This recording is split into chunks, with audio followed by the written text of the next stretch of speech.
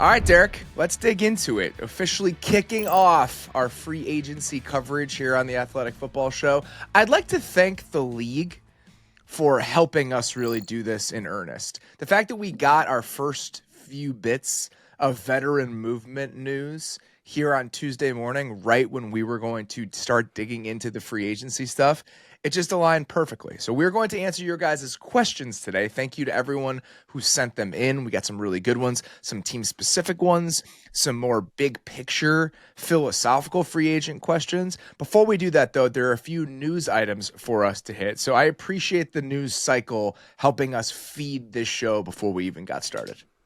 Every now and then the league helps us out and the timing works out. I thought we were going to have to jump straight into the questions, which are all fantastic, by the way, but it is nice to be a little bit topical and make sure we're, we are recording on March 4th and it feels like we're recording on March 4th because we have some stuff to talk about.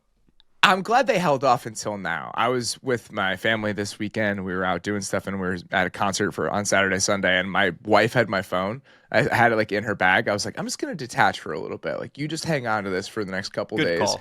And every single time I opened it, though, I just expected to see some sort of ESPN alert about something crazy happening. So the fact that we actually got into this week before the news started to roll in aligned very nicely with my personal preferences over the last 72 hours or so.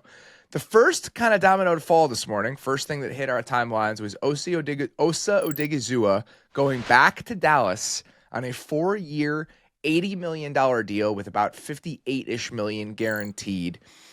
One of the bigger names available in free agency. We'll talk a lot about the free agency class over the rest of this week. We'll do a defense show. We'll do an offense show. My big takeaway here is that if you're looking for the big ticket items, this is probably the wrong year.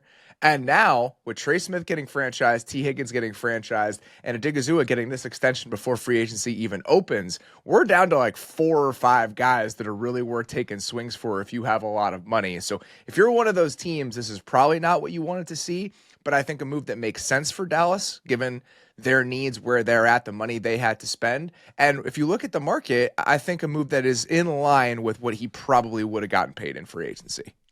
Definitely. And you know who I really think actually benefits from this deal the most? Milton Williams. 100%. You're going to be the only guy left on the market. Yeah, you're the only guy left on the market for this style of defensive tackle, right? A guy who can actually push the pocket, penetrate, get some pass rush. There are going to be some other rotational guys and run stuffers and stuff like that. But in terms of your potential big ticket defensive lineman, Milton Williams is the only guy left, man. So if he actually wants to hit free agency, he's probably going to earn a pretty penny after this. Looking at some of the reactions to this from people who really understand the cap, people like Jason Fitzgerald, the guys that look at contracts for a living all day, every day, the thought was if they were negotiating off of the franchise tag, if the franchise tag was a realistic option for Odigizua here, this is a low number because 2 tags, your guarantees are more than this. So the fact that it came in at only $20 million a year, it's 7.2% of the salary cap, so it's down outside of the top 10 at the position. This feels like a good contract for Dallas and maybe an indication that his market might not have been quite as strong as we expected, given that his agent, I'm sure, had all week last week to start digging around and figuring out what might be out there if he were to hit the market. I think it is a good deal. This, I'll be honest, this is typically not my style of player. The 280-pound defensive tackle. You don't say.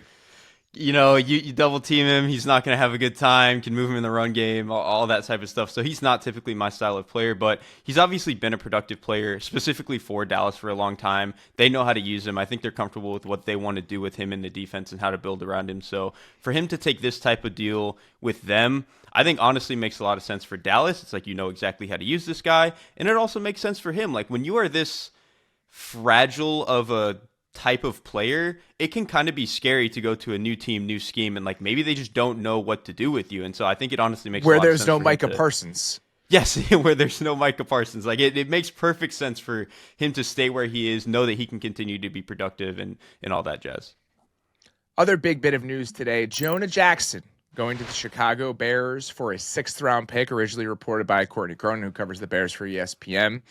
This makes all the sense in the world, given a few different factors. One, the interior offensive line pool in this free agent class, which we started dancing around a little bit last week, is not great, especially with Trey Smith off the market.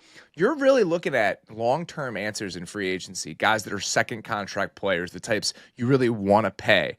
it's like Will Fries and then not much else. There's a lot of guys coming off of injury at guard. There's a lot of aging players at guard. We'll talk more about this when we do the offense preview. But as somebody who was heavily invested emotionally in what the Bears were going to do on the interior offensive line in the market this year as a team with $80 million to spend, there wasn't $80 million to go around to available free agents. So to see them go out and get a guy that has played at a high level, is somebody Ben Johnson knows extremely well. You could drop him into an offense where there's a little bit less guesswork about what type of run game you want to have, et cetera. And you had a team that really had 3 interior offensive line spots that it needed to fill somewhere along the way here. That makes sense. We can get into the price and all of that, but the marriage itself is not the least bit surprising. After we learned that he was going to potentially be available, this is always a pairing that actually tracked for me. Yeah, it's expensive, but like you said, they had so much money to play with anyway. They desperately needed to fix the interior. And like you said, whenever you bring in specifically a head coach that's supposed to be like, we're going to run this exact scheme, all that other stuff, it makes sense to go get a guy who knows, what's going on there and is going to be able to handle all that stuff well. And then like you mentioned, man, outside of 1 or 2 other guys who were starters last year, the guard market is like, you're taking the swing on like Nate Herbig and hoping that he can be something for you. Like that's not where the Bears needed to be shopping. If they really think they can jumpstart this offense, they needed to go make a swing like this for Jonah Jackson. So I know he's expensive. I know some of the injury stuff, but given the resources that they had and given what they're trying to do with a very young quarterback, if you can get 11 good games out of Jonah Jackson, I think that's perfectly fine. Giving up a 6th-round pick, people are going to look at that and think, oh, that's nothing. He comes with $17.5 million against the cap this year. It's $9 million in base salary, and then he has an $8.5 million roster bonus that was due, I think, on the 3rd day of the league year, which is why the Rams were incentivized to get this done.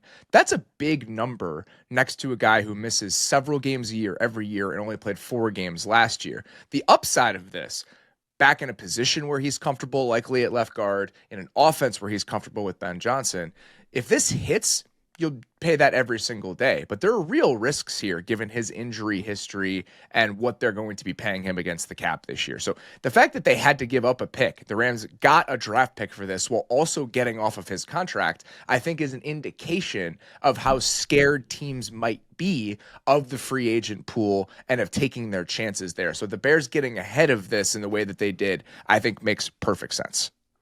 I think I'm also fine with it too, because it's not like he has like a 4-year deal, 4 more 5 years on his deal that might be hard to get out of. They're only really committed money wise to him this year, and I think his guaranteed salary drops to like nothing in 2026. So if it doesn't work out this year, fine. Like, you had the money to see if it would work out this year, and if it doesn't next year, then fine. It's kind of whatever.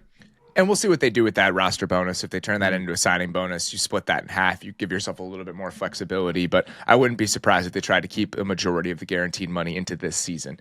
2 more quick things to hit here. Davante Adams released by the Jets. This was always going to happen. I mean, the way that they structured that contract, we'll get to another one of these here in a second. The way that they initially structured that contract when he signed with the Raiders, there was some fake money at the end to drive up the AAV. He was never going to play on those deals. They were going to have to get touched, or he was going to be released by whatever team he was on. So we always knew this was coming, but now Davante Adams officially hitting free agency. We'll talk about a couple of the teams that might make sense for him a little bit later in the mailbag, but this we all saw coming. Something I don't think people saw coming was Saquon Barkley getting a nice chunk of change on the eve of free agency here. A 2-year extension at over $20 million a year, making him the highest paid running back in NFL history.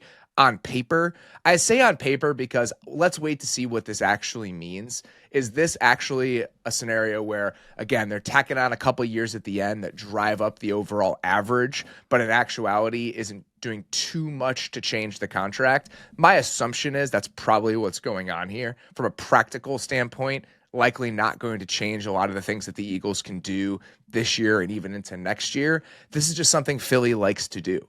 I remember I had a conversation with Howie Roseman. It's probably been 7 or 8 years now. And we were talking about some of the things that he learned from his first go around as the GM of the Eagles before he took his sabbatical, let's call it, on the other side of the building when Chip Kelly was there. And we remember that dream team Eagles team where they went out and they spent all this money in free agency. And I think one of the lessons that he learned is it matters when you reward your own guys. It has downstream effects. And so you saw some of the contracts he handed out almost immediately when he retook the job. Zach Ertz, Lane Johnson, just making sure you're paying those guys in the building first because of the signal that it sends. That's what this is. Saquon Barkley is the offensive player of the year. He does so much to get this team over the top and just change the complexion of the offense, very loudly rewarding him on the eve of free agency as a signal to your building and to free agents, everybody else in the league. This is how the Eagles want to operate. So it's not necessarily surprising. You get the benefits of very loudly giving somebody a lot of money, and I don't think are going to realize a lot of the downside when you actually look at how most of this is structured. Yeah, and I'm just so happy for him to be freed of the New York Giants and then go win a Super Bowl, have a historic season, get paid as a running back at, again, a position that hasn't been getting paid very much lately. And I think it's just great for the Eagles because I think what we had been scared of maybe 6-7 years ago when we were still kind of paying running backs is like a guy just has one great season and maybe the offensive line just happened to come together that year and then some of the factors fall apart the next year and he can't produce. It's the Eagles, man. That offensive line is going to be top 5 no matter what. Like Barkley is still going to be able to do maybe not 2,000 yards again, but like he's obviously going to be a very, very productive player. And these next 2 years are going to be like in his athletic prime still. So everything about this is just well done. Yeah, my assumption is the money that was still left in the final 2 years of his 3-year deal, they'll just guarantee that in some capacity, and then whatever's tacked on to the end is tacked on to the end. There's a chance he never sees the 2 years of this extension, quote unquote, but the optics of it are very good, and the messaging of it is very good, and this is what the Eagles continue to do over and over and over again. Let's get to the questions that you guys sent in. Again, sincerely appreciate everyone who spent the time to send one in. A lot of really good ones here. Let's kick this off with Chris Evans. A lot of these are very to the point. They're very quick, succinct, just very simple questions, which I appreciate. Chris Evans says, Jared Goff, Geno, Baker, and Sam Darnold have all resurrected their careers in the last few years. Which scrap heap quarterback is most likely to do it next season? I'm going to give you the floor on this one. I want your take on which of these guys, and there are a bunch of them, all of the 2021 class quarterbacks are hitting free agency. So we get Zach Wilson, Trey Lance, Justin Fields, Mac Jones, Daniel Jones is a part of this. So among this group, who do you think has the best shot on a low-cost potential 1-year deal to help resurrect their career? I mean, he still started games last year, but like I'm going to hold on to Justin Fields until the end of time. Not to be like the top 8 quarterback that I thought he could be when he came out of the draft, but like if Baker Mayfield can be the 18th or whatever best quarterback, like there's a world where a little bit more of improvement Justin Fields can get to that. So that is one I'm hanging on to. But like, I also think there's a world for me where Mac Jones could like, again, I don't know if he's ever going to like be the Geno Smith where you're brushing up against top 10, but he obviously had a really good rookie season when things were put together well for him. And then honestly, last year in Jacksonville, he obviously isn't as good as Trevor and he wasn't like a great starter, but there were flashes where it's like, you remember how accurate he is. You remember how good the timing can look sometimes. He's more of an aggressive passer than you think. He doesn't do the, I'm going to Josh Allen throw into a cover 2 hole. Like he's not that kind of aggressive, but he's got enough where it's almost like watching Old Man Rivers where it's like he'll push the ball a little bit when he needs to. So there's enough there that like if you put a decent team around him, like I could see him 1 year finishing, I don't know, 15th in QBR and we're like, whoa, how did Mac Jones kind of figure this out again? If you had to bet on one of them, would it still be Justin Fields? It would still be Justin Fields because to me the thing is all these guys who have turned it around have some degree of like incredible talent. Like Baker Mayfield obviously can throw the ball really, really hard. Geno Smith has incredible arm talent. Sam Darnold obviously has incredible arm talent. Justin Fields very obviously has the arm talent, and he's a really good athlete. And then to me, like Justin Fields, I don't actually know him as a person, but he just, everything about the way that he handles himself in interviews and the way he talks to the media, he just seems like a really good kid. Like it feels like he's the guy who eventually is going to figure it out. So to me, it would still be Fields, yeah.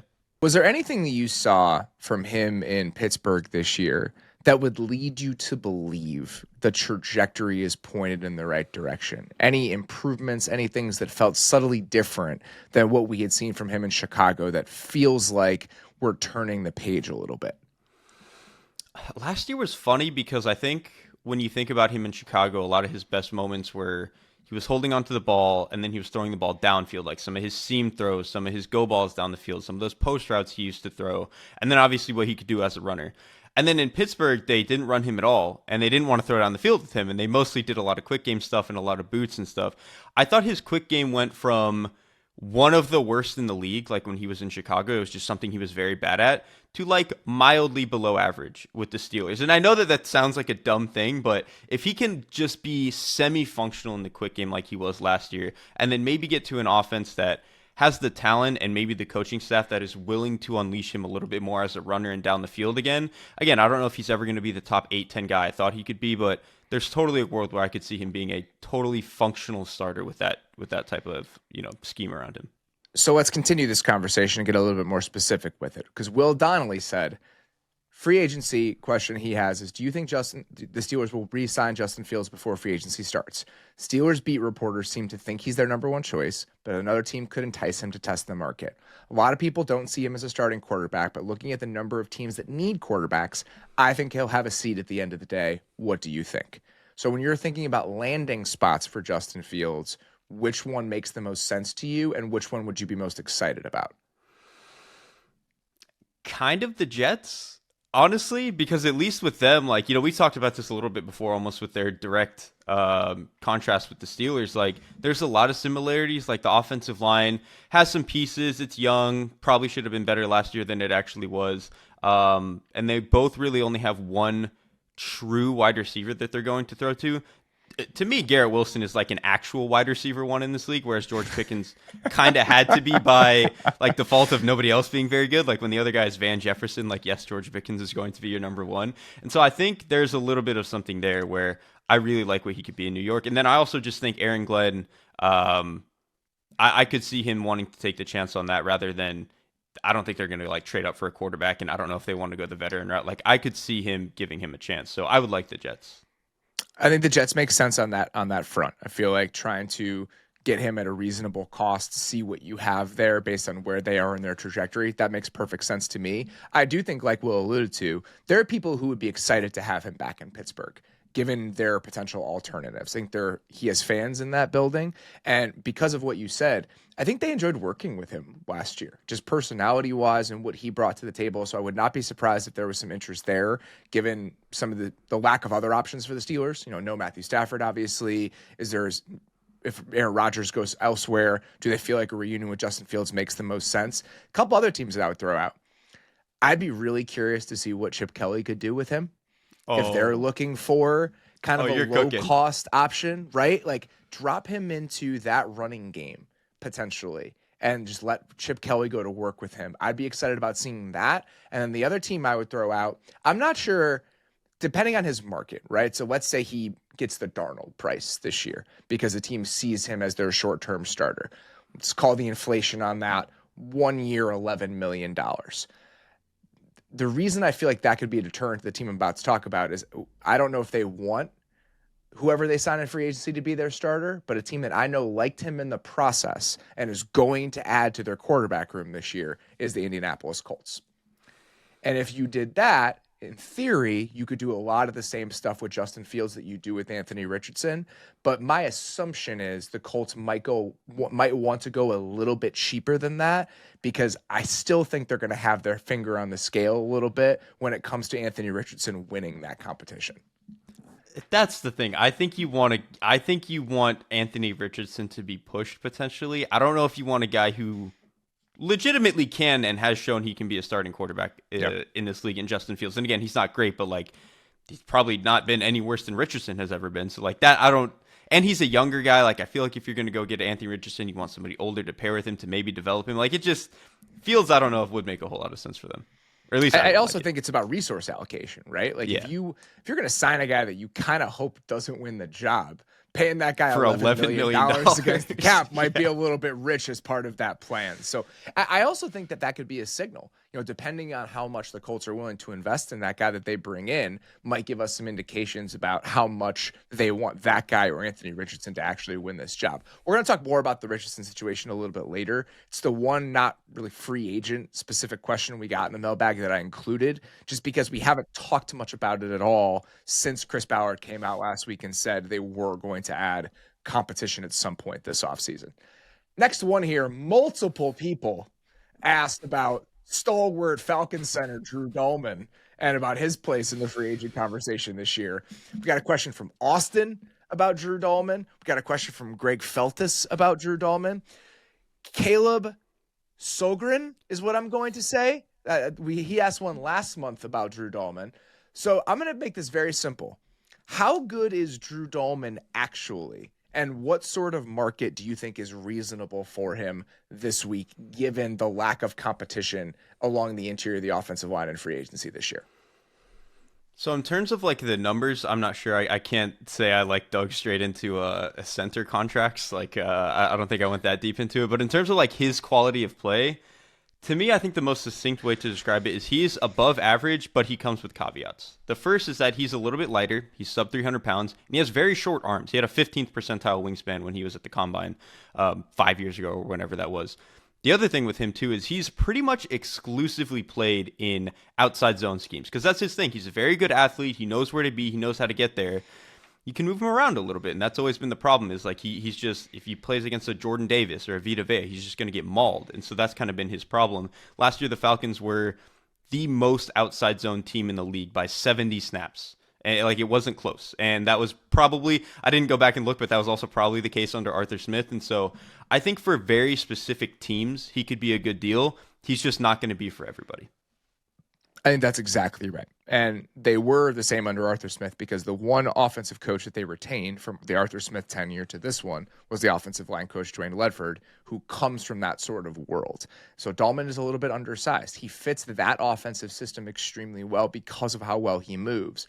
But if you're going to sign a 300-ish pound center to a big market contract, big money contract, we've talked about this with the Eagles. You need to be very thoughtful about what you're putting around him, right? If you've got some massive guards, maybe you can live that way. But even the Eagles with Jason Kelce were mostly a zone team over the last 4, 5, 6 years. That's in part because of what sort of offensive line talent that you have. I can't remember who I was talking about this with at the combine last week. It was some assistant on some team, and we were talking about just how you construct your run game.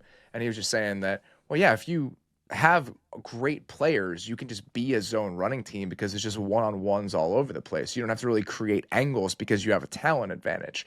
So if that's what we're talking about here, where you're dropping him into an otherwise really good offensive line, okay, that's fine. But my assumption is that's not what's going to happen. Because of the scarcity here, he's likely being dropped into a pretty bad or average situation. And so I think spending and paying a premium for a specific type of player as a building block when you don't have much else around him, I worry about that a little bit. We just watched him play his entire career next to Chris Lidstrom. This is a different sort of situation depending on which team he lands with in free agency. Yeah, playing next to one of the best guards in football makes your life a little bit easier, especially when like so much of the zone stuff is communication. And like just to like put this in people's minds, like the Chargers, for example, they probably need a center. They just don't run outside zone, and like that's not the type of stuff that they do. So I don't think he would make a whole lot of sense for them. But Ben Johnson's Lions last year were second in outside zone, and he's obviously now with the Bears. So if like they wanted to spend big on a center, he would actually make sense for them, which is funny because he's the complete, in terms of build, polar opposite from Frank Ragnow, but Ragnow is just like so good at everything, it doesn't matter. Yeah, he's a unicorn. He's a unicorn, but Dahlman does fit what they would potentially want to do.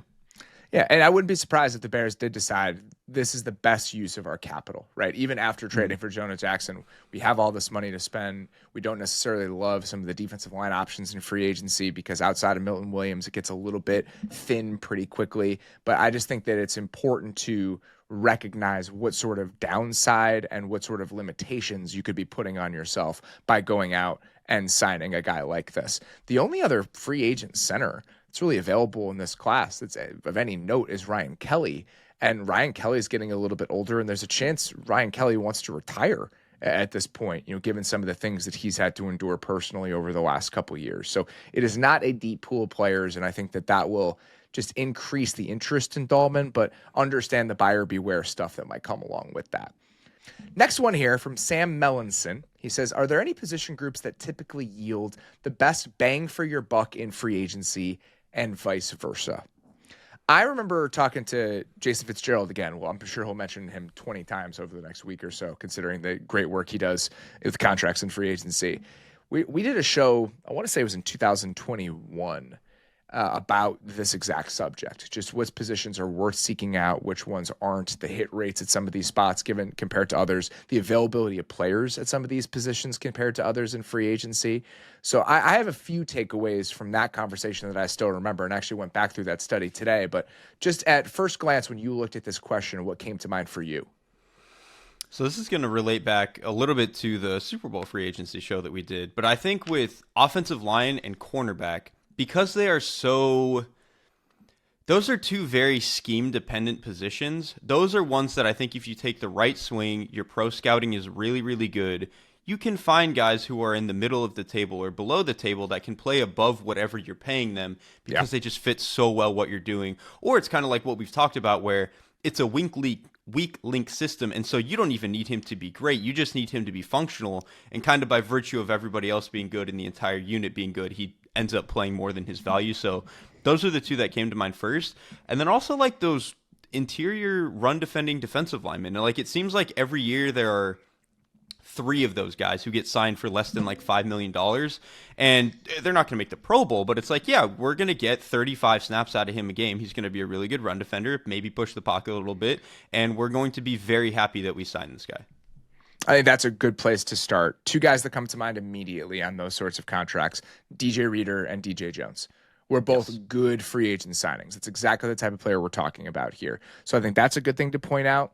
The ones that have always come to mind when I've had this conversation, interior offensive linemen in free agency, for the most part, have had a higher hit rate than some other positions. If you look at the history of center signings specifically, there's a lot of good ones in there. Ryan Jensen, Corey Linsley comes to mind with the Chargers. Like that position is typically Rodney Hudson worth a free agent, or did he get Rodney traded? Hudson was, I believe Rodney Hudson was a free agent that signed when he signed with the Raiders, and we got traded to the Cardinals. Mm-hmm. Okay, but I think he signed with the Raiders as a free agent. So those spots, those guys are available, and we typically see them playing out a decent chunk of those contracts when they're signed to multi-year deals in free agency. Safety is another one of those positions. If you're seeking out the middle tier safety market, that is a spot where you typically get a decent amount of bang for your buck. And weirdly, I think corner is another one of those if you're shopping in the second and third tier where you can do pretty well.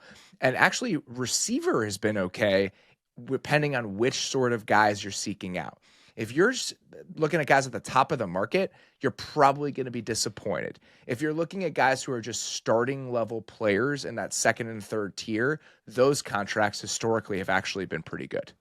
And that kind of comes back to the idea of like when you're shopping in that third tier for receiver, you don't need this guy to change our offense. You need him to fill a role within the offense. And that's why I think that stuff can make sense. Whereas like if you're shopping at the tip top of the market, usually you're overpaying for a guy who you think can fully change your offense and maybe just isn't quite that level of player. And even if they end up decent, you might end up a little bit disappointed.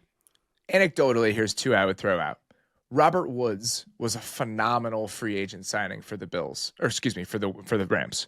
Kenny Golladay was a horrendous free agent signing for the Giants.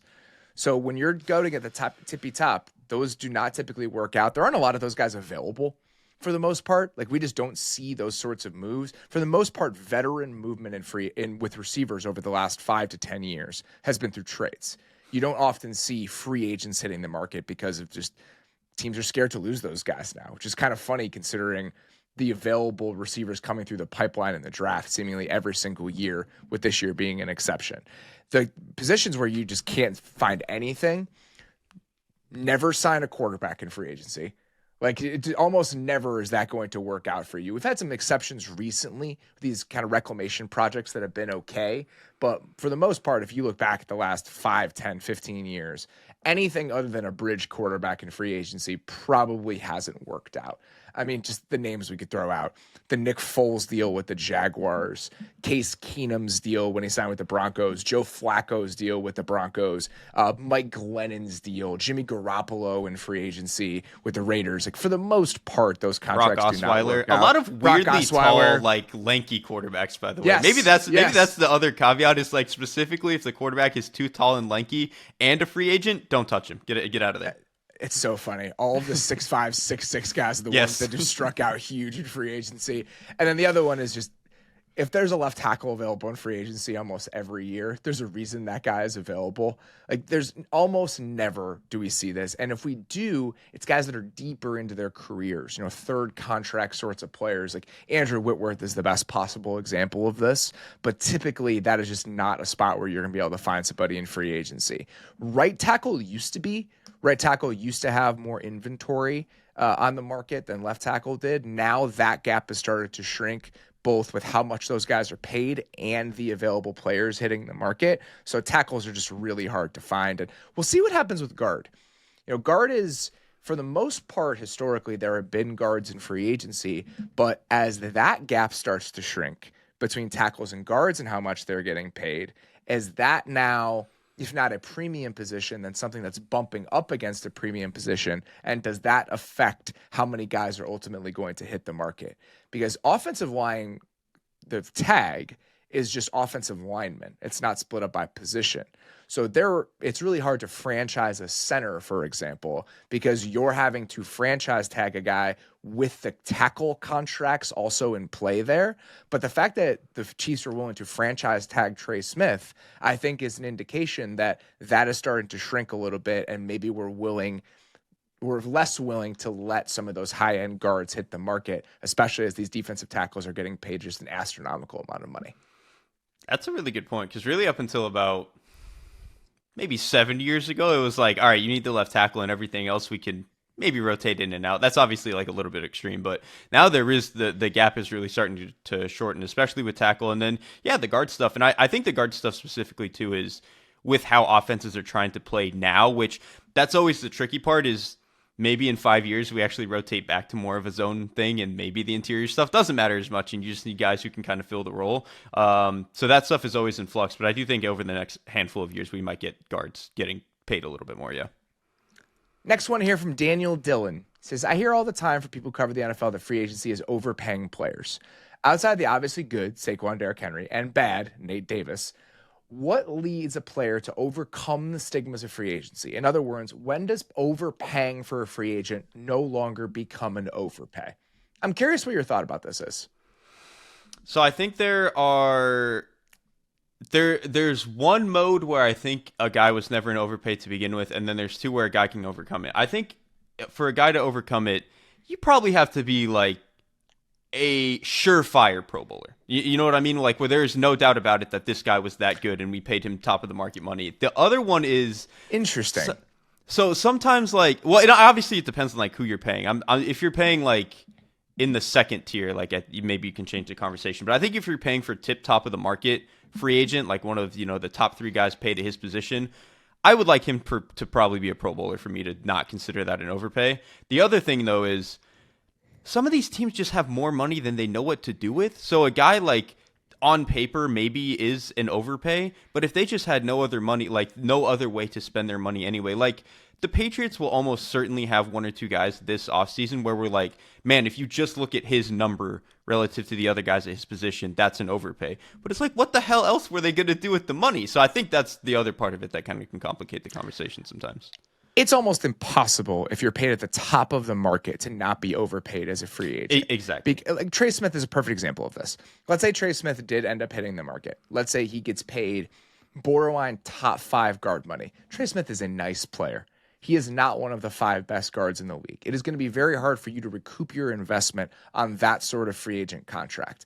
But that sort of free agent contract doesn't really get handed out that often anymore. For the most part, guys are not getting paid that way. The one I always come back to, and I'm sure I've mentioned this 100 times when we've done free agent shows, the contract that Jawan James got in free agency from the Broncos, he almost never played on. He was hurt like the whole time.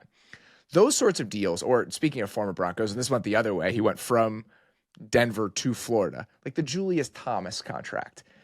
That shit doesn't happen that much anymore. For the most part, teams have gotten smarter. They've gotten a little bit shrewder in how they hand out some of these deals. So I think those types of contracts, or from the moment that you put pen to paper, there's almost no way you can get an ROI on that deal.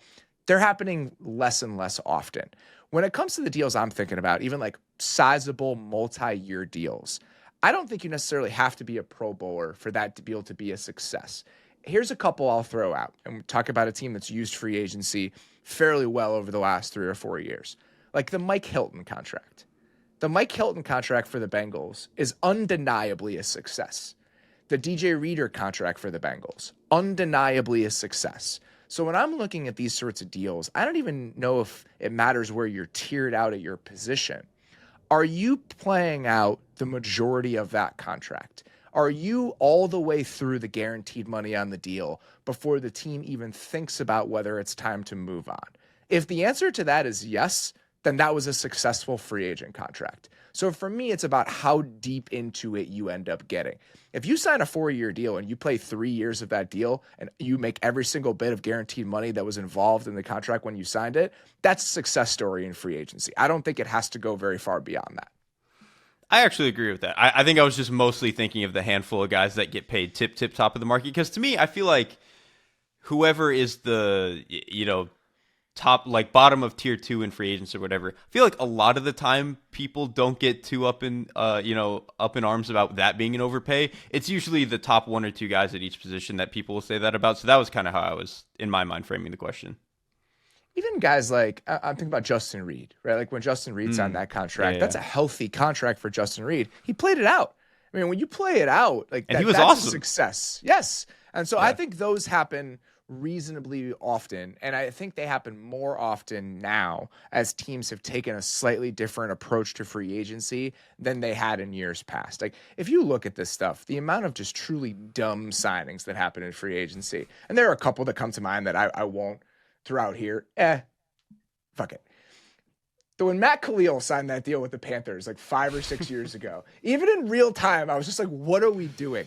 Like, what are we doing? And I just don't react to that many free agent contracts like that anymore. Every once in a while, you'll get a couple, like the Christian Wilkins deal, while not an abjectly bad signing, was very old school. Like those are just the sorts of deals we just don't see much anymore when you look at it. Even now, it's just like, oh my God, that's just so much money for Christian Wilkins. And the second layer of that was like, also why the Raiders? Like, how close did you really think you were? That's the more confusing part of it to me. Well, we'll talk about that in a second. I've softened my stance on like what that means and how you sequence some of this stuff, but that where like he's probably a borderline top 10 player at the position and you're paying him like a top 3 or 4 player, those deals are happening less often now than they used to. But for the most part, I think you have a better shot at recouping some of your investment depending on how you spend in free agency. This next one is all for you. I knew you would want to answer this one, so this is why I threw this in here. It's also just a good question. Alex Bartnick asks, 2 of the Eagles' free agent moves last year involved position changes with Zach Bond and Mekhi Becton, and both provided excess value as they vastly outperformed expectations. The Becton transition from tackle to guard is quite common and well documented.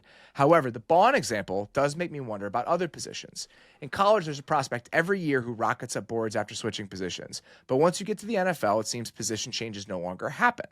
Is this potentially an untapped resource? Should more teams take low-cost gambles on players who are close to out of the league and try them at a new position, or are they doing this already and we don't hear about it because it usually doesn't work? What do you think about this, and are there any examples maybe in this year's group that you're particularly interested in? So the thing about teams trying this and we just don't hear about it a lot because it doesn't work, yes, that does happen a lot. Like guys will just get moved. It won't do anything in training camp, and they'll be cut, and you just won't hear about it. The other thing that I think is really important to keep in mind with the positional switching stuff is just it's not an avenue for every player that is bad. Like a lot of it depends on body type. Like an example I would come back to is Darren Waller. He was 6'6", 240 as a wide receiver. So then eventually at the end of his, I think he ended up getting cut by the Ravens and then goes to the Raiders and he becomes a tight end. And it's like, oh, of course that makes sense. Zach Bond is a great example. He was an edge player.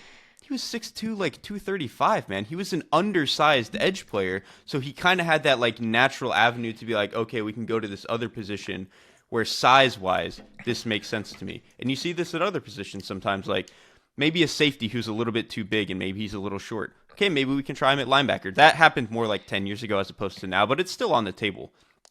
Corners who have maybe are very smart and will tackle, but have lost a little bit of their speed. Okay, maybe we can try him at safety. But if the guy is like, I don't know, like 5'10", 185, like I don't want that personally playing at safety. I don't think there's a lot of those. So some of it to me, I think you just have to keep body types in mind. And it even goes to like if you're a failed tight end and you're 6'3", 245, what else are you going to play?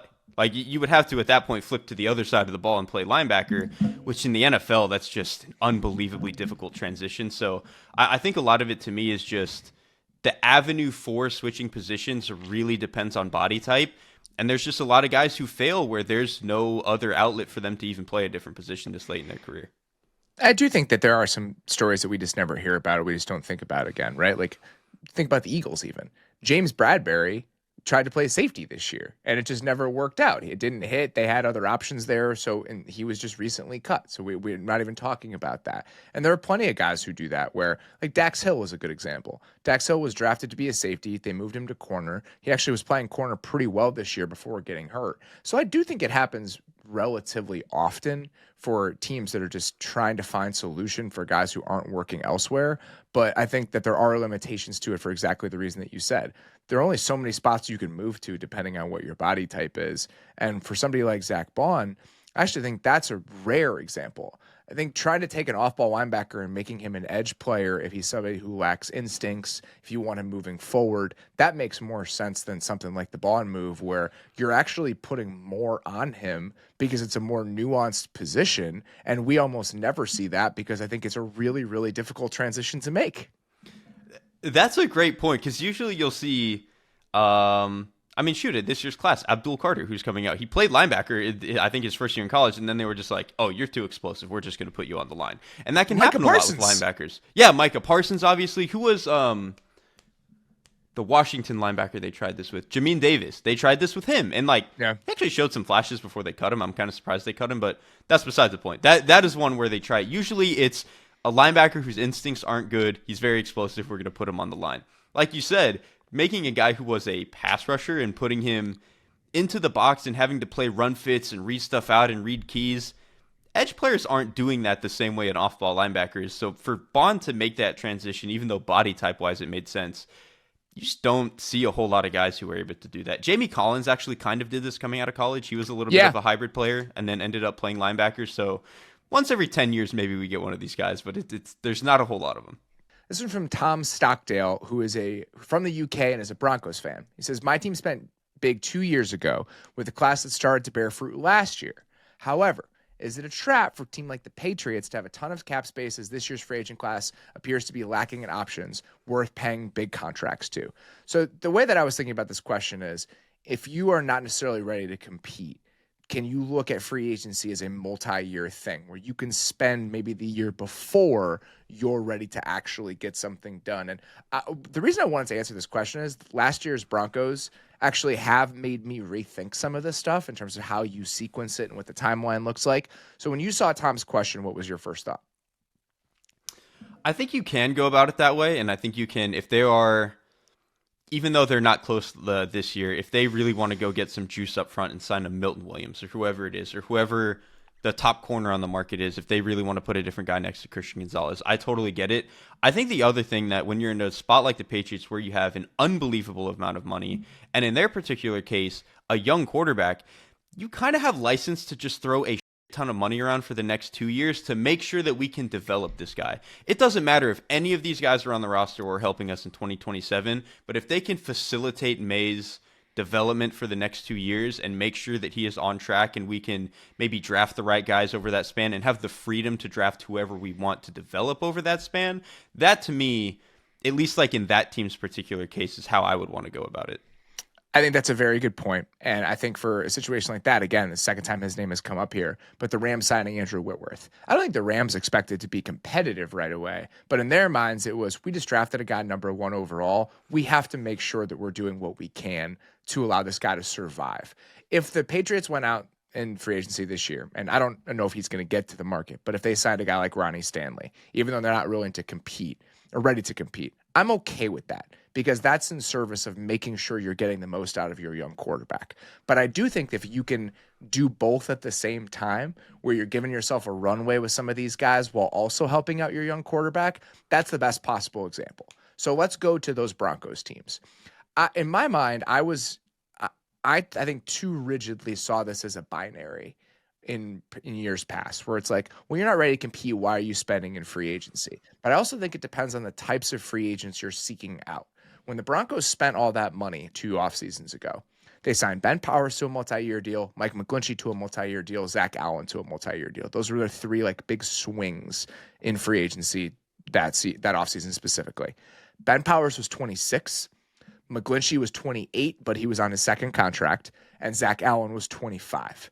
These are multi-year solutions. Like those don't have to be 1 year stopgap moves. My issue is when teams make moves that don't fit a realistic timeline. Like if you look at the Titans last year, I knew that's exactly where that was going. Like, I have no issue with signing Lloyd Cushenberry, even if you're not going to compete, because what you're doing is you're getting some answers on your quarterback. And if that's not the quarterback and you're dropping Cam Ward into that spot this year, you have a starting center who's 26 years old. You can feel okay about that. Signing Chidobe Awuzie to a big money contract and trading a 3rd-round pick and giving L'Jarius Sneed a deal, those things are not aligned with any sort of reasonable vision. If you're the Titans this year, you don't mind having to spend all this money on Lloyd Cushenberry, but would it be really nice to have the 66th overall pick right now because of where you are? It really would be. So that's my issue. Like Charvarius Ward makes more sense for the Bills than the Patriots in this free agent class. Milton Williams makes more sense for some teams than Khalil Mack based on where you are. So I think as long as you're realistic about the runway you have and how these players fit that runway, it doesn't need to be something where, well, we're not competing now, so we can't spend anything. I think that there's a middle ground to be found. And that's a good point specifically with like the ages of a lot of these Broncos guys that they signed. It's all guys who are pretty much in their prime, and if the contract goes well, then you can just sign them again. And they're at trench spots, which are positions that you want to take the swings to see if this is a guy that we can continue to, maybe it goes well and we sign him to another extension. Like Mike McGlinchey is a good example of that. Obviously, Zach Allen is the one that has obviously worked out the best. He's gone from like, this was a decent swing for us, we want to get an above average starter, and now it's like, oh my God, he's kind of one of like the top 12, 15 interior defensive linemen in the league. So getting swings like that where you get a guy you obviously now want to again repay, and when they're that young, that probably does make the most sense. Next one here from Clayton Clifford. This is a long question. I'm going to kind of condense it a little bit here.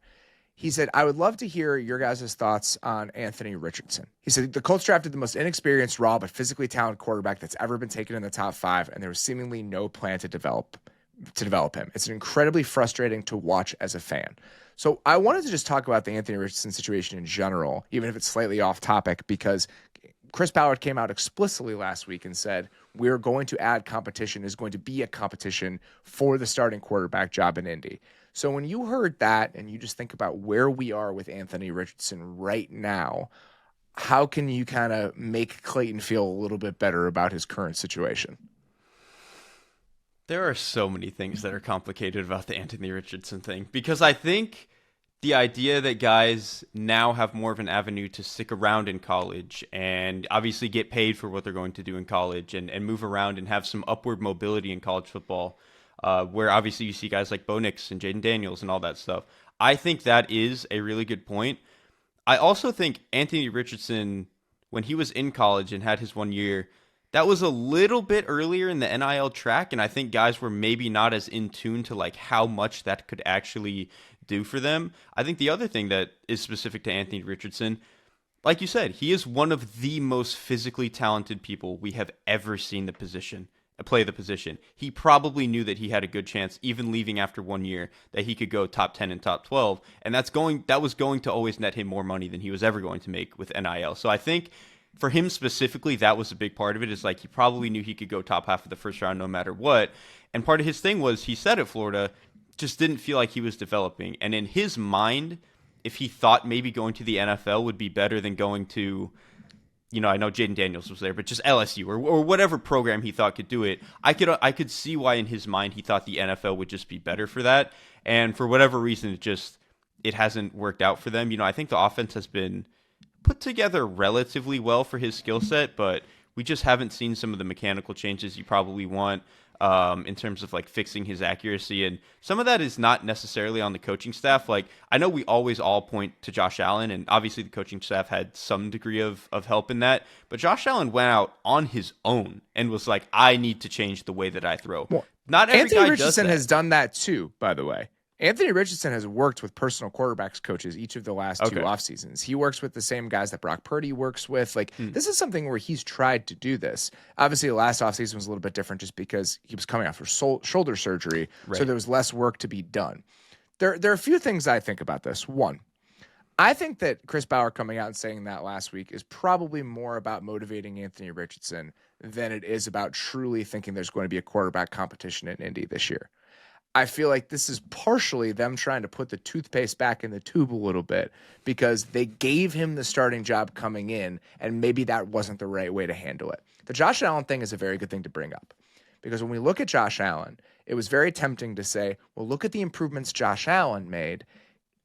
Is this possible? Like, can you make these sorts of strides as a quarterback? Can you get more accurate, et cetera, et cetera, et cetera? I think it's important to think about the nuances between all of these guys. This isn't a Josh Allen wants to work hard and Anthony Richardson doesn't sort of situation. Yes. There are layers to all of this. And I feel like this is a conversation we're having about Caleb Williams right now. And some of the, while he wasn't a very hard worker last year, et cetera, there's a million different versions of this. Like, you can be somebody who wants to work hard if it's put in front of you, but you're not necessarily a creative self-starter. Like, I was talking to a coach about this last week, just about figuring out how to teach players and about what players respond to different sorts of things, different sorts of methods. And there are teams that literally give personality tests to every single player coming into the season and try to figure out, are you a kinesthetic learning style person? Are you an oral learning person? All of these different ways to teach these guys. And so I just think that there are so many different details and subtleties to, well, this guy needs to do it this way. This guy needs to do it this way. So I don't think it's necessarily that Anthony Richardson doesn't want to work hard. I just feel like tapping into the exact things that are going to make sure he understands the demands, what's expected of him, etc. Maybe they just missed a little bit on that. And now I think they're probably trying to recalibrate it a little bit. And the messaging last week about the competition here is one of their efforts to recalibrate it. I think that's a really good point. I mean, how many, at almost any position, could you have a 20-year-old who played one season in college and we knew he was kind of raw, could come in and play any position at a high level, especially one where you are expected to be the leader? Like, it's just a lot to put on one guy's plate. And so it, especially now with some of the other guys that we've seen take a little bit of time on the bench, whether it's a half a season or 3 in the way that Jordan Love has, I do think that there's certainly some value into it. And this is why when we talked about the Justin Fields potential of him signing with the Colts earlier in the show, I don't really like the idea of them getting another like legitimate competitor for Anthony Richardson. It's just like, oh, survival of the fittest. To me, they need to sign a guy like, I mean, I don't even know who the veteran would be, but just the veteran who can push Anthony Richardson enough, but probably also just understands how to do, like, an Andy Dalton type would honestly be perfect, I think, for Anthony Richardson. And I don't know if that's going to be on the table for them, but just something like that where it's someone who can be a little bit of a guidance for him and like show him what it's like to be an NFL quarterback. Because I just don't know if he's gotten that type of thing. And I know they had Joe Flacco, but like, I think Joe Flacco's there to throw balls whenever he gets a chance. And that's the other part of this is that I think when we were talking about the Anthony Richardson thing 2 years ago, we were thinking about the timeline on which he needed to play. It was a lot of, well, he needs to play to get better. That's how you get better. Patrick Mahomes sitting for a year, it wasn't about learning how to play quarterback necessarily. It was learning about how to be an NFL player. It was, how do I study? What should my time management look like? What should my habits look like? Those are the things he learned from Alex Smith. Those are the things that Jordan Love learned while sitting.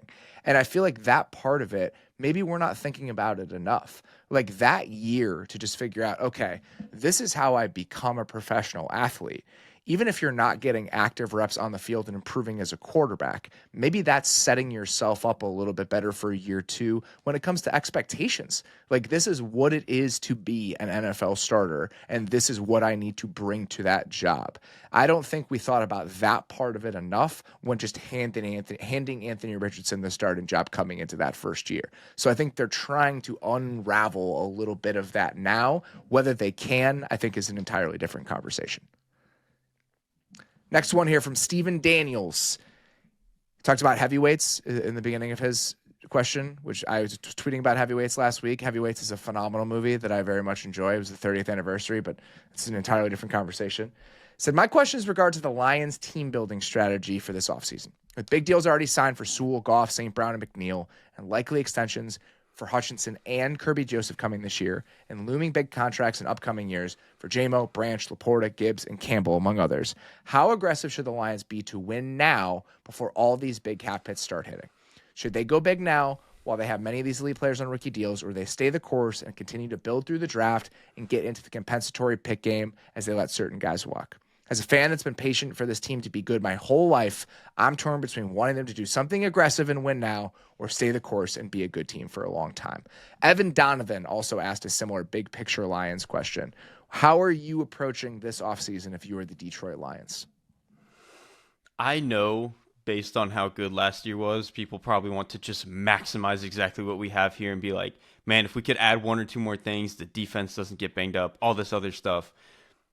To me, I think this last year was a little bit of a reminder that, like, you can win 15 games and a lot can go well for you, and that's still not enough because you just kind of need some stuff to go right for you in the playoffs. And so to me, it's a lot more valuable to continue to keep the window open and to not, like, over-index yourself into whatever this next year is. Because, like, they could, again, win 15 games next year, and maybe they add the right pieces, and just one horrific thing goes wrong in the divisional round, and it just goes poof. Like, I would rather just continue to make sure we can build for the next 3, 4, 5 years, consistently invest in the trenches, make sure you're okay there, especially with a quarterback like Jared Goff who kind of needs that. Like, to me, I would just rather kind of play out the roster thinking, let's at least win 10 games for the next 5 years and give ourselves a chance rather than try to win 14 games next year and try to have the best team possible. Like, it's just, I would rather continue to just have myself in the best spot as possible for the next however many years.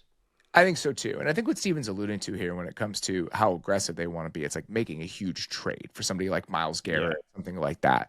And the reason that I feel like I would be hesitant to do that if I were the Lions is when you're paying all these guys, when you know you're going to have to pay all these guys, the draft picks are extremely important.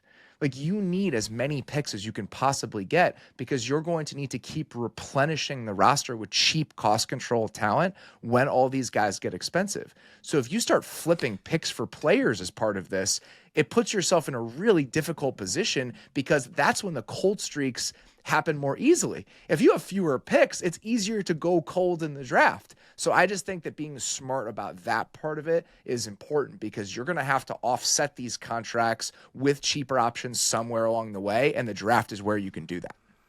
And that's the thing, like, obviously we talk about this Eagles team, how talented they were, all this other stuff, and they've always done a really good job of obviously investing in the trenches, and that's going to give you a really high floor. Part of the Eagles' magic this year was that they hit on their first 2 picks at DB who were, like, phenomenal. And that is, like, sometimes you just have to continue to make sure, like, the way that the Eagles have built the roster is what I was saying is, like, the window is always open. And then if you can just get a little lucky with some of this stuff where you hit on your first 2 picks, they're fantastic, and you get something crazy like Bond, you sign, but, like, to just give yourself the chances where the floor is 10 wins and then maybe something is really special one off season and a bunch of stuff goes right. That is typically how a lot of this stuff actually goes out instead of like, man, we just need to make these 2 super aggressive moves and that's going to put us over the line. That just always feels a little bit too fragile to me. I think that's fair. And if I were them, I would be thinking about, and maybe it's not a trade because, again, talking about the draft picks being at a premium, but if you have a lot of cap space this year, next year is when it starts to get eaten up a little bit. What are the moves you can make where it's a short-term deal that's not leveraging your future? What's this year's version of the Carlton Davis trade? What's this year's version of the Kevin Zeitler signing? So just trying to do as many of those as you can each individual year while not borrowing too much for the future and understanding that you're going to need a lot of those assets moving forward. That's kind of how I try to balance all of this if I were Brad Holmes. It's not easy. We're doing a whole series of interviews this week with Colton Pouncey specifically and a couple other teams that cover these, couple other guys that cover these teams that are on the cusp, and trying to balance, well, stay the course, stay the course. We want to make sure what we're doing is working. We just need to get the right breaks in the right offseason. I typically lean that way. I think that's the right way to do it, but it's also hard when you keep knocking on the door and you're unable to break it down. And if we're 2 years removed from this and we're still having the same conversation about the Lions, maybe the tone of that changes a little bit if you're Steven or any other Lions fan that maybe wants to see them be a little bit more aggressive when it gets to that point. Nick Valenti said, first time, long time, huge fan of the show. What are some of your favorite sleeper or bounce back free agents who may have to settle for 1-year deals but might be able to make an outsized impact on their new team? I had a couple names I just wanted to throw out here. I'm sure we'll hit a couple of these when we get to our free agent shows, but just in case we didn't, I liked this question. So just give me like 2 or 3 names that you're thinking about here. I mean, in terms of free agents, like obviously Devontae Adams is going to have a pretty good chance to go do something like that. Another one I'm like mildly interested in, and this isn't even a player I like, but just we've seen him be productive before in the last year or so have been very weird for him. Deontay Johnson, like he's been a productive player, and just like it didn't seem like he meshed well with the Ravens. There was a weird thing at the end of him with like the Panthers. Like I just wonder if there's a shot where maybe he just kind of settles down in whatever the next new spot is, and he's able to get back to a spot where he can at least be like an 800-yard receiver again, something like that. It's funny. I kind of, that ship has sailed for me. Like I'm beyond. It has for me too, but like Deontay Johnson. I just like, again, this is probably not a guy that I would sign to find out, but like I'm just curious if that like 5% chance that he kind of comes back, because he's still young. Like he's only going to be 29 this year. It's not like he's old. I just like wonder if it works out for somebody. That one's one where he was on like 3 teams last year and none of them could make it work. And I feel like that's it. When we get out of Pittsburgh, weird just happens with these guys. That's kind of where I'm at with Deontay Johnson. 3 names I'll throw out. 4 names. One's kind of cheating. Nate Hobbs is only 25. And I actually thought he had some really nice moments early in his career with the Raiders. And he was hurt last year. So is he somebody that maybe you could take a 1-year flyer on and play him in the nickel and get something out of him like we saw early in his career? That one's interesting. I kind of like Ife Melifonwu from the Lions. He can play a bunch of different roles. He's super athletic. He's just had a really hard time staying healthy. And so if you can just catch him at the right price for 1 year, and you have a hole in your secondary, whether it's at safety, him playing closer to the line of scrimmage, whatever, I just feel like he's a guy that could be a good ingredient on an otherwise good defense for the right price. Dre Greenlaw's probably cheating, but he is somebody that might have to sign a 1-year deal. So that's somebody else I would throw out. And the last guy, I think he'll get a multi-year contract somewhere, but somebody that I think has the potential to be a lot better than he was in 2024. I still believe that Andre Sisco has something. Like that Jags defense last year was such a disaster that some of the flashes he showed in 2023, that is somebody where in my situation, if I thought my situation was better, he's somebody that I would take a flyer on. Like if the Bills, for example, like somebody like that, where it's like, we trust our infrastructure. Like, let's take a run at somebody like this. I don't think they'll do anything at safety. We had that conversation with Joe Biscaglia already, but I do think that he's the type of guy I would potentially take a swing on. Yeah, the entire Jags defense was so bad that it's one of those things that you don't necessarily want to like fully give someone a pass, but it's like, yeah, I could totally see this guy getting back to wherever he was in a place where we know the infrastructure is as good as it is in Buffalo. One other one I would actually throw out to go back to linebackers a little bit. Jerome Baker had a very odd year last year, but I think in the right defense where you can actually put him on the line of scrimmage a little bit, really utilize him as a blitzer, like there's a world I think where he could be useful for somebody again. Those are the positions that I'm typically thinking about when it comes to something like this. Because with him in when he was in Seattle, them having him be an off-ball linebacker all the time, like really asking him to cover like a lot of ground in these too high stuff, it's just not what he does. Like I think he's a little bit more of a guy who needs to move forward, be on the line a little bit more, be a movable piece. So, but in the right defense, I think it could maybe work out again for him. 2 more quick ones here. I just like, this was such a specific question and I appreciated the tone of it so much. I wanted to include it. Mark Troughton says, I'm a Green Bay fan and agree with Josh Jacobs about what our needs are. The rumors last week of DK Metcalf for a 2 and Romeo Dobbs, and I think this would be perfect. With Watson out for the start of the year, we need a man-beating deep threat. Derek convinced me that Chase Young could give us some juice on the defensive line, and we need a cornerback with Jair leaving, and I think Paulson Adebo is a guy who's underrated and could work. We could then take a defensive line in round 1 and address depth at offensive line later in the draft. What are your thoughts? I just want like a thumbs down or a thumbs up on this plan from Mark because I appreciate the specificity of it.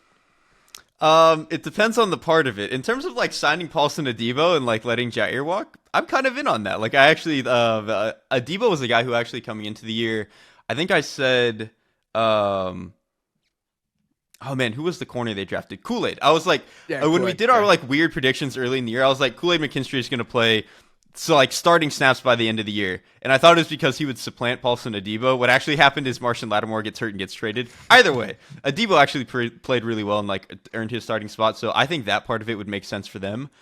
The DK Metcalf thing is really complicated because on one hand, I think he's probably better than a lot of the other outside guys that they have. He's kind of just a better version in a lot of ways than Christian Watson.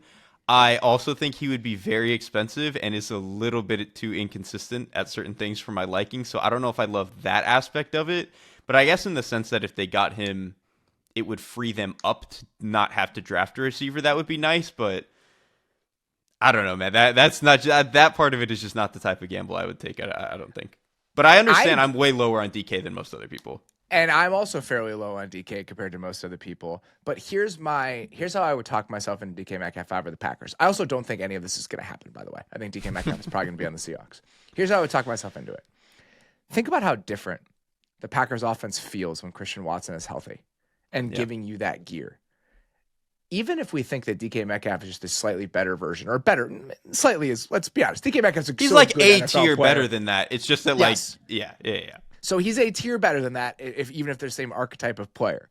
And the other thing is he plays, right? So if you can guarantee me that we could get 120% of Christian Watson for 16 games a year, that's intriguing, right? Like that's a version of the Packers offense I would be interested in. I do think though, the part of this where he's throwing Dobbs in, Dobbs is actually, I really like the way that Romeo Dobbs played last year. So I don't necessarily think I would like want to throw Romeo Dobbs in the trash as part of this. If I was just trading for DK Metcalf and I were the Packers and it was DK, Dobbs, and Jaden Reed with everything else that they've got going on right now, combined with Paulson Adebo and one other edge rusher, I could get behind that. Like that's a plan that I could support. Yeah, who's your third down receiver if they trade away Dobbs? Yeah, it's not going to be DK, so they kind of needed to be Romeo Dobbs. So you actually kind of have sold me on the DK Metcalf thing. Like if he can, instead of having Christian Watson for 10 games or whatever, you get, like you said, 120% version of that for all 16. It's still not my favorite thing in the world, and I know there's going to be some plays that irritate me, but at least he'll have more of the good plays than Christian Watson. So you've kind of sold me on it, even if I think if we did this show again in a month and he is on the Packers, I would probably still be a little bit upset about it. Last one here, and we can talk, this is very quick, but I wanted to address it because I reached out to a couple people about it. The NFL and the NBA are two leagues I follow most closely. I'm curious about different contingency trade mechanics that are specific to each league. So what Paul is kind of asking about here is the protected picks in the NBA. Why don't we see that in the NFL? We see conditional picks in the NFL that are based on production. He gets why that doesn't happen in the NBA. But is there anything specific in the CBA preventing protections on draft picks in the NFL? So I didn't know the answer to this. And so I decided to seek out the answer to this and texted multiple GMs this morning, just being like, hey, somebody asked a question about this. Is there a rule preventing it? And everything I got back was no. There is no rule preventing this. And one of the GMs I talked to said he's actually tried to do this before, and other teams just aren't willing to play ball. And I think in the NFL, sometimes it's really important to remember how conservative of a league this still is. There's nothing preventing something like the Brock Osweiler trade from happening again, where a team takes on the cap. And they just we'll take the pick. There's nothing preventing that stuff. I just think that this is a league where a lot of the people in charge are risk averse. They don't want to establish precedent that's not there. And a lot of these guys are pretty old school. So I think it requires two very creative people, very creative GMs to get something like this done. And there just aren't that many of them in the league. Like, there aren't that many new school guys who have the autonomy to make these sorts of moves. So the answer is there is nothing preventing it other than institutional culture, which I think is a very powerful factor in some of this stuff. That's interesting because I would have actually assumed that it was illegal just based on the fact that we've never seen it before. What I would say, like looking at this, and I don't actually follow the NBA that closely, but my understanding, and part of the reason it seems the NBA would do this and the NFL doesn't, because the NBA draft is only 2 rounds, and there are only a select few of true superstar level prospects, having a top 10 pick in the NBA draft is significantly more valuable than having a top 10 pick in the NFL draft. Like, a That top is 10 fair. pick in the NFL draft is still valuable, right? Like, you still have the best chance to get the best players, but there's 7 rounds. A lot of the guys slip through the cracks. You can still get really good, valuable players in the second and third round. My understanding is that just doesn't happen as often in the NBA, and so that would be my assumption as to why that happens more in that league as opposed to not happening so much in the NFL. I also think that there's just an expectation in the NBA that if you're one of these teams tearing it down to the studs, you're going to get a multi-year runway to see a rebuild through. In the NFL, these guys are on borrowed time. I mean, for the most part, you can't methodically go about a 3-year rebuilding process with an NFL team. So if you're a GM and the idea of, oh, well, the protection, didn't manifest this year, so we'll just kick the pick to next year, that's harder to stomach. Buddy, there in the might not be a NFL. next year. Exactly. And so I think because of so many of these guys act out of self-preservation, justifiably so, they're just less willing to kick the can down the road when it comes to these sorts of things. Like, the idea that I could make a trade now and the pick wouldn't be realized until like 2028 is just not something that I think most NFL GMs are ready to stomach. So there are a lot of different factors in play with the practicalities of this, but the short answer is it is allowed. There just aren't GMs in the NFL who are willing to explore it. All right, that is all we've got for the mailbag portion of the program. But like I alluded to, and like we started last week, we're doing a series of conversations with beat writers that cover teams for The Athletic that we're calling on the cusp. Teams that are close, 2 in the NFC, 2 in the AFC. And we're going to include our conversation with Packers writer Matt Schneidman on today's episode, in part because we talked about the Packers, but I also said to Matt that we'd be kicking it off with him last week. So that's what we're about to do. Here is our discussion with Matt Schneidman about what the Packers can potentially do this offseason to break through after a couple solid but ultimately unspectacular years. So kicking off the series of conversations we're having this week about the teams on the cusp and what they could potentially do to get over the hump is a discussion with our Packers writer here at The Athletic, Matt Schneidman, about Green Bay's role in all of this. How you doing? I'm great. Forever on the cusp. Yes. I mean, that is the story of the last 30 years of Green Bay Packers football. For the last 6 years I've been here. Forever on the cusp. So I want to, before we get to dessert and the fun things that we can discuss here, we have to eat our vegetables.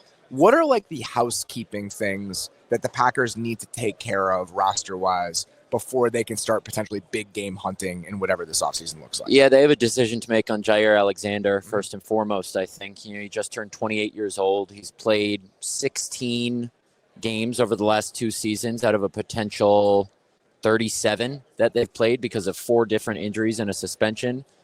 It's still unclear whether there's something simmering behind the surface, non-football related, with regards to how he fits in the locker room, whatever. Brian Gutekunst says all is good, but we never know if that's the case because they made it seem like all was good in 2023, and then he got suspended for the coin toss incident, and then LaFleur says that was the last straw in a series of things. So who knows what's really going on there. He has the 3rd highest cap hit on the team right now behind Jordan Love and Rashawn Gary. If they cut or trade him before June 1st, that frees up a little under $7 million in cap space. Right now, the Packers are in their best cap situation in the last 2 or 3 years. So they have room to make a lot of moves. Jair Alexander is the big money, cut or restructure, whatever you want to call it, that they have to do.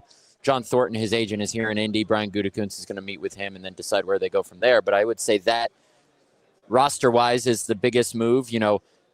When you have a bad 2021 draft, that means your 2025 free agency class is underwhelming. Eric Stokes, Josh Myers is probably the top name in that free agency class, been their starting center the last 4 years. But other than that, there's nobody really that enticing in this free agent class. So like I just said to you before we started recording, it's not, normal. We come here at the Combine and the Packers don't have some nationally relevant headline, whether it's Jordan Love or Aaron Rodgers or Devontae Adams or this or that. It's kind of quiet around them this year. How do you see the Josh Myers thing getting sorted out? Not in like whether he stays or goes, but if he does move on, is there an in-house replacement, or is that something that you think that they'll prioritize in the draft and free agency? Yeah, so Zach Tom, they actually liked him most. This has been going on for like 4 years, the Zach Tom center move. Well, so I don't think Zach Tom's like a household name yet, but what people may not realize is he got the third most all-pro votes at right tackle behind Lane Johnson and Penei Sewell. He's a top 5 right tackle in the NFL. He played left tackle and center at Wake Forest. He was a 4th-round pick in 2022. They liked him at center most coming out. Brian Gutekunst told us this morning when he sat down with local writers, he's probably staying at right tackle. Yeah, at this point, we've probably crossed that bridge. And then Elton Jenkins is a Pro Bowl caliber player at left guard. At center, they're either going to – so Sean Ryan, who is their 2022 third-round pick, played right guard this year. Jordan Morgan, who they drafted out of Arizona in the first round last year, was splitting reps at right guard with Sean Ryan. And then he got injured and was out for the rest of the season. So what they could do is move Sean Ryan to center, play Jordan Morgan at full-time right guard, or they could draft this kid from North Dakota State in the first round, Zabel, the center, and have him. But look, Brian Gutekunst has said he's not going to let one game dictate how they go about their offseason, but you bet that they are going to make sure their offensive line is rock solid after what Jalen Carter and the Eagles did to them in the wild card round. Typically in years past, if you just look at the way that they've solved these problems, it's a lot of in-house shuffling. Even like moving to Rasheed Walker to left tackle, that's a move that I think other teams might have been a little bit more aggressive in how they solved that. Especially coming off David Bakhtiari. Yeah, and I think the Packers have always had a lot of trust in their in-house plan offensive line-wise. So that's why for me, when I conceive of it, if I look at a hole at center, for a lot of teams, I would immediately think, all right, you're doing something early in the draft, you're doing something in free agency. I think about this team and their plans at that position specifically a little bit different than I do with others. Yeah, they kind of treat O-line differently. And if you were to say, all right, name the top 3 teams at drafting and developing O-line talent over the past decade and a half, the Packers are probably up there with the Eagles and whoever else. They haven't had the high-end talent recently, but they always get playable, like workable play from guys that they probably shouldn't be able to get workable Tom, play Elton from. Jenkins, even going back to the Ted Thompson days of Bakhtiari in the 4th round, Josh Sitton and TJ Lang on day 3, Corey Linsley, who became a first-team All-Pro in the 5th round. Like, they're good at identifying that talent later on in the draft. And developing it. And Brian Gutekunst said this morning, we're always going to add to our offensive line, because when Elton Jenkins got hurt in that playoff game, they had to go to their 3rd-string left guard because their 2nd string was so bad. And that's probably because Jalen Carter is really good. But they got to get that shored up to protect Jordan Love in the long run. So even if they do go outside as a way to solve that, having them pick somebody in the 3rd round and thinking, all right, we'll find 5 guys, that to me feels like a reasonable approach. Right. If you're looking at just these position groups individually, right? So you have the receiving core and you have the front, in my opinion. Corner we can also talk about. But if you look at those 2 spots, they have groups of players that in theory were okay, right? Like we don't have a number 1 receiver. We don't want to talk about that, but we have 4 guys we feel good about. In the pass rush situation, it's the defensive front overall. They've invested so much in that spot that the fact that that's an area of need is a little bit concerning. Absolutely. So even if both of those spots are like, okay, we've filled those with the requisite amount of players, but we still need help. So if you had to pick one of those where they do something drastic, they go above and beyond, you think it is on the edge? Yeah, I think so, because I think, everyone says it's so tough to stomach. You paid Rashawn Gary, you spent a 1st-round pick on Lucas Van Ness. It's like the idea that you'd have to do something else on top of that is like, man. It also just might be because the options to make that splash move are more enticing at that spot. So it's easier to just say that. Now, the free agent class at corner is pretty good with Travarius Ward, Byron Murphy from the Vikings, Carlton Davis from the Lions. And I would expect them to do something there, right? Especially if they move on from Jair. And they have Keyshawn Nixon as one of their outside corners, and Carrington Valentine, who has been kind of a part-time player the last couple of years as a 7th-round pick in 23. I think if you're saying, okay, pick one, edge rusher or corner, your corners have to do less if there's a pass rush that gets home quick than pass rush has to do if you have corners that can cover for a while, I think. But Brian Gutekunst talked to us this morning, and he was talking about how they only have 7 picks so far, and he's a guy who likes 11, 12 picks in a draft. And the way the question was phrased was, you don't have as many picks as you have had in years past. He said, yet. And so they want to add picks. And so I go to him, so that means you're not trading a first-round pick for an edge rusher? He goes, well, it depends on what edge rusher. And I said, can I throw out a couple names at you? He said, not if they're on other teams right now. No, you can't. So are they going to be in on a Myles Garrett or make a call on Max Crosby or try and get Trey Hendrickson? I bet they'll make a call. But I do think that there's a higher likelihood they make a splash move at that position in particular this year because Brian Gutekunst said at his season-ending presser, pass rush was too inconsistent. They got home against the Saints, against the Seahawks, against the Titans. That's great. They didn't touch Jared Goff or Sam Darnold or Jalen Hurts. And you mentioned Lucas Van Ness. He has not broken out yet. They just fired their defensive line coach, which to me says it's the coaching, not the players. Rashawn Gary had a down year. They have some decent, role players at that position. They just traded Preston Smith, who was their number 2 for a couple years. Brian Gutekunst said, it's time we start competing for championships, his direct quote from January. And he said, we need to show more urgency, and that's all across the board. So that quote, entering year 3 of this Jordan Love era, combined with the options that are out there, combined with what he said about the pass rush, makes me think if they do make a splash move, it is at that edge rusher position. See, I love this because I think that's right. I think that's the right mindset. And I don't think that the investments they've made should preclude them from doing something like that. But I think a lot of teams, it would preclude them. They'd be like, we've already invested so much here. Let's just see this through. We need to do defensive line coach. The inertia would take over. But the fact that they have these resources and potentially that mindset, it's probably worth doing something. And the idea of them going above and beyond, being like, fuck it. Like, let's go trade something for Trey Hendrickson, so we need to do that. I think that's probably the right way to handle this. On a smaller scale, so they drafted Amari Rodgers in the 3rd round in 2021, and he was terrible. With all due respect, he was not good. Rich Bisaccia had him returning kicks for a season and a half, and part of the reason, there are a lot of other reasons, but they missed the playoffs in 2022 by 1 game because in Week 7 in Washington, they lost the game by 2 points that season, and Amari Rodgers muffed a punt on his own goal line that led to 3 Commanders' points. They lost by 2. What I'm saying is they did not go to Keyshawn Nixon returning kicks until Week 9 of that season, I think, and then he became a back-to-back first-team All-Pro. I say that to say there have been times in the past where the Packers have been hesitant to admit that they're wrong with a high draft pick. He was a 3rd-round pick. Jay Sternberger stayed around for longer than he should have. Amari Rodgers stayed on the field for longer than he should have.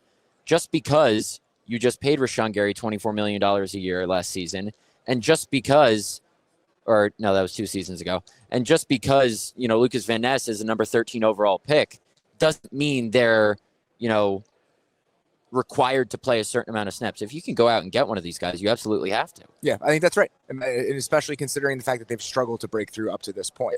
I'm wondering if we're looking at the young defensive pieces and we think, all right, along with whatever splashy additions you could make, what sort of in-house development can help you get over the line on that side of the ball? Who do you think those options are? Is it Edgerrin Cooper? Is it Devontae Wyatt? Like, who has that built-in step forward that can also help get you from point A to point B? I think probably Edgerrin Cooper's the number 1 guy, receiving, I was about to say all-pro votes. He received 1 all-pro vote for his 2nd team as a rookie. He was the 2-time NFC Defensive Player of the Week. He was the Rookie of the Month. He's a stud. Like, he has superstar potential, is the phrase Matt LaFleur used with me after the season. Evan Williams, I think, is another one, a rookie 4th rounder out of Oregon who started at safety. You feel like guys like Devontae Wyatt, Quay Walker, like those are more fully baked than they probably want them to be. Right. I still think there's a little bit of untapped stuff there with both those guys, especially because Quay Walker has dealt with some injuries. They're probably going to extend him this offseason. Devontae Wyatt, Brian Gutekunst said, was their best interior pass rusher. So in terms of, younger guys, I'd say Evan Williams and Edgerrin Cooper. I think Edgerrin Cooper is, a potential first-team All-Pro at linebacker in the future. So if you're looking for a guy to really take this defense to the next level that hasn't, become a household name yet beyond the Xavier McKinneys and all those guys, I would say definitely Edgerrin Cooper. Do you think there's a surprising trade that maybe we're not thinking about, where they're looking at one of these guys and thinking it didn't work out for us, maybe we can flip him for a pick and get some of those picks? Because it feels like the room's already a little bit crowded before you added somebody else. Mm-hmm. So is there maybe somebody that is expendable as part of this entire calculus that I'm not thinking enough about? We were talking earlier, just me and a couple of the other writers, about the receiver room and Romeo Doubs, but Christian Watson's out till the midway point of the season, so they can't afford to do that. So do you think that there is a potential receiver move on the board that we're not talking or thinking No, enough about? I don't. You don't think so? Okay. Because Josh Jacobs goes around Radio Row and says we need a number one wide receiver. Brian Gutekunst has been very adamant, like, we like the guys we have and we want them to take the jump to become that number one. The whole story last year was, we have 4 guys who can be number one on any given day, but they need, Josh is right, a proven number one alpha guy. Even though Brian Gutekunst said, traditionally, when you look at playoff teams, guys who dominate targets, that doesn't really bode well for the playoffs, even though they went to 2 straight NFC championship games with Devontae Adams as their number one. Yeah, A.J. Brown just won a Super Bowl. Exactly. Like, having good players is sometimes it doesn't work. I don't think a Devontae Adams reunion is going to happen. A lot of people want that. People have floated, a DK Metcalf trade. T. Higgins, I don't think, is going anywhere. So I think it's much more likely that they draft a guy in round 1 or round 2 or round 3 because they found, as we all know, Jordy Nelson's, Devontae Adams. They found all these guys in rounds 2, 3, 4. And then also you have to think Jaden Reed, Dontavian Wicks, Romeo Doubs, Christian Watson. Sure, it's nice when they're in their first or second years, but then all these guys come up for contracts in the same time frame. And you need guys to take that role if some of those guys are going to leave. So they got to start grooming that next group of wide receivers right now. So that's why I think they draft guys instead of, sign a proven veteran. I think it's far more likely, just because of the, not difficulty, but time it's taken to develop Rashawn Gary and Lucas Van Ness, that they probably, get an instant impact guy at that position more than wide receiver. The defensive line coach part of this is not surprising to me. The surprising part to me was that they didn't go out and get somebody that fit that system last year. Because if you look at it, and I've talked to people who, obviously, right, like Hafley comes in, it's kind of a bastardized version of like what the Niners do from a coverage perspective, right? It was more dynamic on the back end. There were different ideas, but the front was supposed to be that 4-down penetrating front. Mm-hmm. And for other teams who have tried to build that way, one of the most important hires you can make is finding the right defensive line coach to kind of teach those guys how to play that way. Because it was a big departure from what they were doing under Joe Barry. So the fact that they didn't do who that I ran into last night, by the way. He's around. He's Joe out Barry somewhere in his around. Dolphins gear today. He's around. The fact that they didn't do that was a little bit surprising to me in the moment. And then this offseason, did they hire a defensive line coach, by the way? Not officially. Okay. Rob reported that they're hiring DeMarcus Covington, the former Patriots defensive coordinator. Interesting. As their defensive line Okay, coach. Because the guys they were sniffing around, like Aaron White-Cotton, who was the Jets defensive line coach, that's what I expected them to do last year, because those guys are familiar with this play style from the defensive line. So the fact that they're trying to kind of account for that a year later is not necessarily surprising. Yeah, and Rebrovich was a holdover from Joe Barry's staff. Yes. And what Matt LaFleur, I think it was Matt LaFleur who said this at his season-ending press conference. He said at the beginning of last season, he envisioned them being able to rush 4, get home with 4. So did I. Drop however many you need in coverage, and they just weren't able to. They had to generate pressure by sending, simulated pressures and what they call replacement fire zones, which for anybody who's unfamiliar with the term is when, you mug the line of scrimmage with 6-7 guys, you drop a couple into coverage, and it's like what the Vikings do with Brian Flores. And one of the guys you drop is a defensive lineman, and instead of rushing a defensive lineman, you rush Xavier McKinney off the edge or Edgerrin Cooper up the middle. And you're still rushing 4 guys, but it's a simulated pressure because it looks like a blitz, even though you're still rushing 4. Matt LaFleur wants to get home with just your traditional 4, like the Eagles do, but the Packers were not able to do that. And, Brian Gutekunst says we have the right guys in the room, and then they fire their D-line coach. So that, like I said, says it's coaching, but I don't think they have the right guys in the room right now unless Rashawn Gary truly shows why he makes $24 million a year and Lucas Van Ness suddenly starts playing well. The last thing I'll ask you, we haven't mentioned the quarterback as part of this discussion at all. Mm-hmm. And I think that as we were thinking about football cognoscenti in a way, was thinking about the trajectory of the Packers last year. Mm-hmm. A natural improvement from where Jordan Love was in year one as a starter to where he would be in year two was part of that discussion, right? We just assumed that the line would kind of keep going up. That didn't necessarily happen. No. So as you're conceiving of Jordan Love's place in the quarterback hierarchy and what that means for what this team is willing to accomplish, has that conversation changed in your mind in the last 12 months?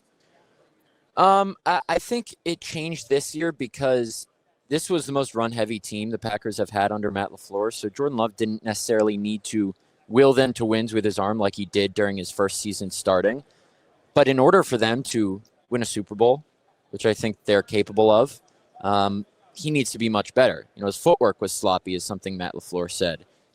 And that's in part because he missed so much practice time in the first half of the season and just developed bad habits since he wasn't able to drill that stuff in practice. Sprains his MCL first week of the season, then sprains his groin against the Jaguars. And that whole first half of the season, he just couldn't get in a rhythm since he wasn't fully healthy for a long stretch of time.